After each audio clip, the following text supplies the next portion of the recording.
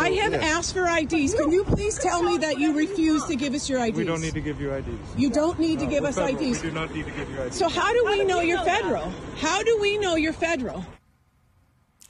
That was the scene in Great Barrington, Massachusetts late last month, as masked men with guns grabbed a gardener from his worksite and drove away with him in an unmarked car with blacked out windows.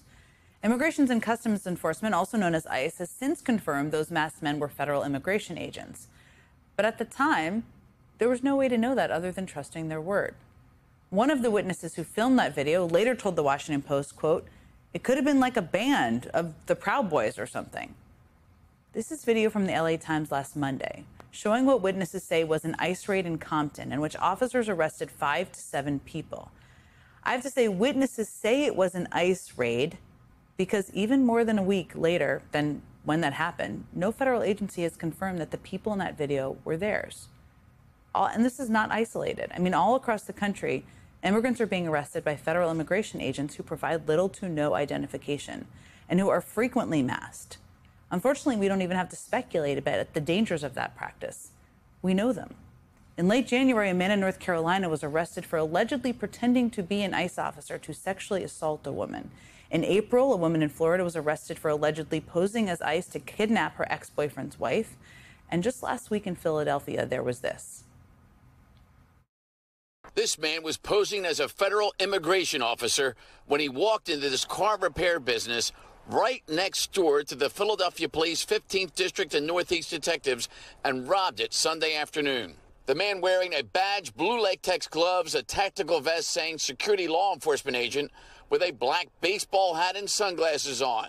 This second surveillance photo shows him when he zip-tied the cashier, who told me she's from the Dominican Republic, a legal resident since 2007, and says every time she turned around to try to get a good look at the man's face, he strongly twisted her around, bruising her arm, telling her he was with Immigration and Customs Enforcement, better known as ICE.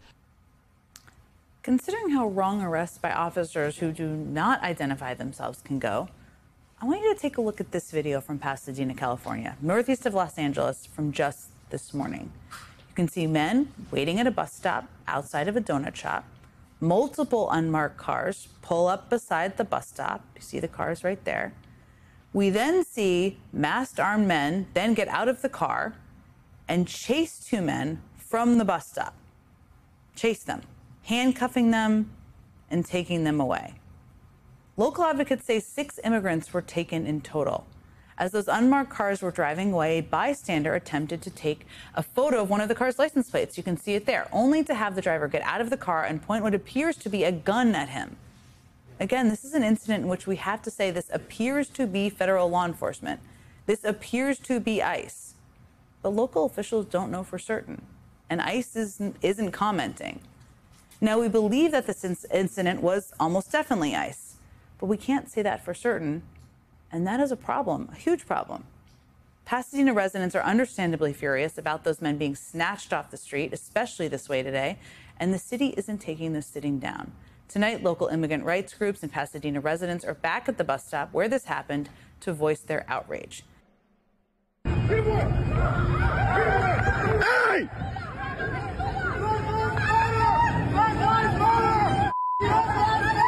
Leave our city!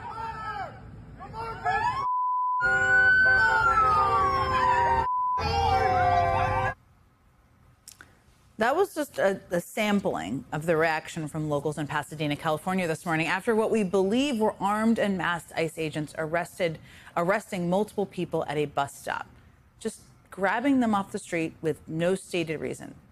ICE officials have yet to confirm these were in fact their agents, but local advocates say 6 immigrants were taken this morning. Understandably, the community is furious and it wants answers. So tonight, activists and Pasadena residents organized a vigil on the very same street corner where these immigrants were taken. NBC's David Noriega takes us there. He's there live now.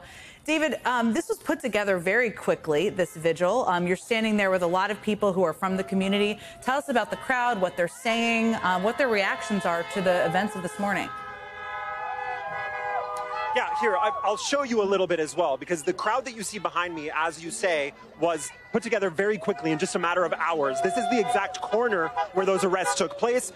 Behind me, that's the donut shop that you mentioned people kind of came out of. And there's a parking lot behind me over there that is jam-packed full of people. There are several hundred people that came out for this, organized in just a matter of hours. And that shows you kind of the extent, not only of the organizing that was already in place in a place like Pasadena to respond to an event like this, but also kind of the authentic reaction that you get from a community like this to incidents like this. Because it's not only, Jen, it's not only everything that you mentioned about how, agents are doing this with their faces covered in unmarked cars without answering questions. It's also the fact that in many instances, the people who are getting picked up are effectively disappearing, in some cases for 3 days, 4 days, or even longer. Their loved ones, their lawyers can't find them, can't get in touch with them. That is a big part of what's provoking this reaction in people. And one of the things that I've been sort of talking to people about is that the response that we've seen from LA in the last couple of weeks is in many ways an authentic and spontaneous reaction from a community that was not necessarily organizing in response to this, but it did build on a core of existing years-long organizing by community groups like a day labor worker center that's about 2 blocks away from here that helped organize this rally and has been putting together what they call rapid response networks, know your rights trainings, preparing specifically for moments like this one. So these kinds of expressions are, natural popular expressions building on top of that kind of organizing. And what the folks who put this together are trying to do is sort of, it's in very simple terms just to show a force. And it's clearly working, right? They have these signs. Everybody who drives by is honking their support. And the fact that this is exactly where the raids happened this morning is intended to show, if you do this kind of thing here, this is what will result. And that is, in fact, what has resulted from those federal agents' actions this morning, Jen. People will show up, and they'll show up in force. I want to ask you, you referenced this, and I referenced it, just the number of ICE agents or people saying they're ICE agents showing up masked, not presenting identification, refusing to identify themselves. How much of a concern is that? I imagine it's a big one from the folks you've been talking to in Pasadena. It's a huge concern, not just in Pasadena, all over LA. It's deeply troubling. Look, the families that I've spoken to who have had loved ones picked up in these raids describe it as absolutely terrifying, shocking in a way that they were absolutely not prepared for. The organizers who are responding to it say that it's completely unacceptable. And by the way, it's not just immigrant rights groups. It's not just, the sorts of people you would expect. It's also, there's a group of faith leaders here, for example, not just from Hispanic, Mexican, Latino churches, faith leaders from a number of different communities, churches. I talked to a number of them right when this rally started. I want to play you a little bit of what one pastor from a church here in Pasadena had to say when I asked him, what is the purpose of you showing up here like this today? What are you accomplishing by being here? Take a listen to what he said. I would invert the question. If we didn't come out, what it would say would be that we would accept the abuse of our rights in silence. Like people's rights are being abused, people's rights are being violated. There are masked people in unmarked cars that are coming into communities and abducting people, and we don't know where they're going. Their due process is being violated.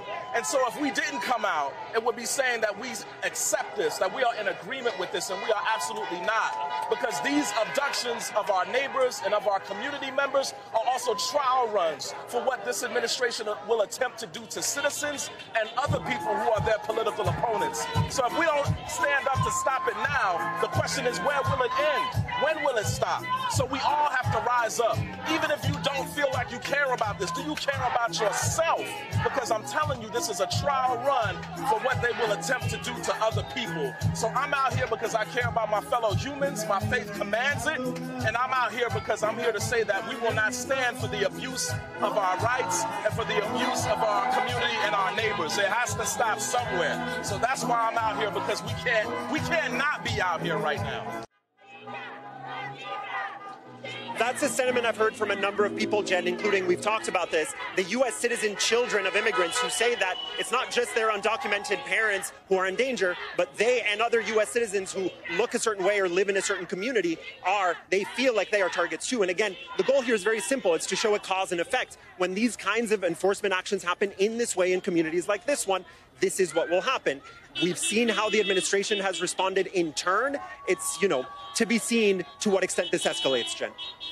I love what he said about inverting the question. It's such a good way of thinking about this moment. David Noriega, thank you for your tireless reporting from LA and from peaceful protests and telling us what's happening on the ground. I really appreciate you being with us tonight. Thank you.